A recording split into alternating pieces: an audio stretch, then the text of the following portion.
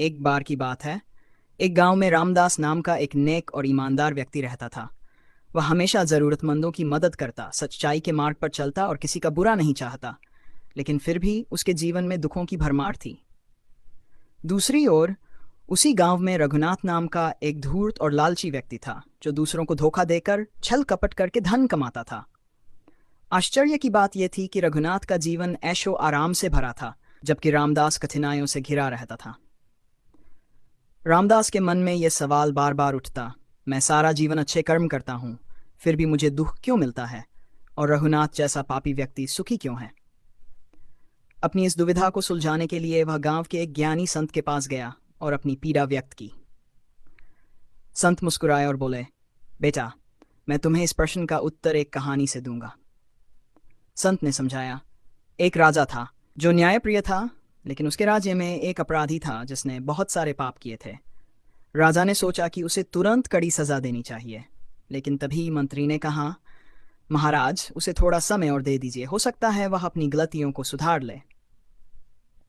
राजा ने मान लिया और अपराधी को कुछ समय और दिया। दूसरी ओर एक सैनिक था जिसने हमेशा ईमानदारी से राजधर्म निभाया। एक दिन युद्ध में वह घायल हो गया और उसकी मृत्यु हो गई। लोग सोचने लगे कि जिसने जीवन भर सेवा की उसे मृत्यु मिली, और जो अपराधी था उसे समय मिल गया। लेकिन राजा जानता था कि सैनिक ने अपने कर्मों का फल पा लिया और अपराधी को अपने कर्मों का फल भविष्य में मिलेगा। संत ने आगे कहा, रामदास, यह संसार एक कर्म भूमि है। तुम्हारे पिछले जन्मों के कर्म भी तुम्हारे वर्तमान जीवन को प्रभावित करते हैं। अच्छे लोगों को कभी कभी अपने पिछले जन्म के कर्मों का फल भुगतना पड़ता है, जबकि बुरे लोग अपने अच्छे कर्मों का बचा हुआ फल भोग रहे होते हैं। लेकिन न्याय का चक्र कभी रुकता नहीं।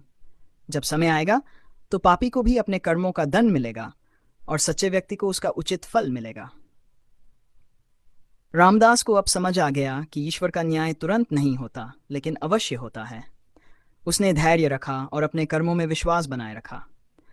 समय बीता, रघुनाथ के पाप बढ़ते गए और अंत में उसे एक बड़ी विपत्ति ने घेर लिया। दूसरी ओर रामदास की ईमानदारी और अच्छाई ने उसे सम्मान और समृद्धि दिलाई।